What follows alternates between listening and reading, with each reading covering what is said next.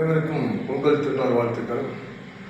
இந்த தை திருநாளில் நம்ம சூரியனுக்கு ஒரு நன்றி செலுத்தும் விதமாக நம்ம உடற்பயிற்சி கொடுத்துல சூரிய நமஸ்காரம்லாம் நம்ம தான் செய்கிறோம்.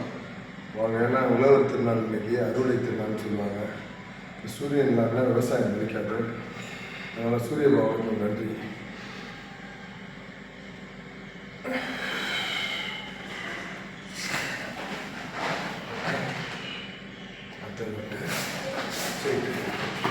Side.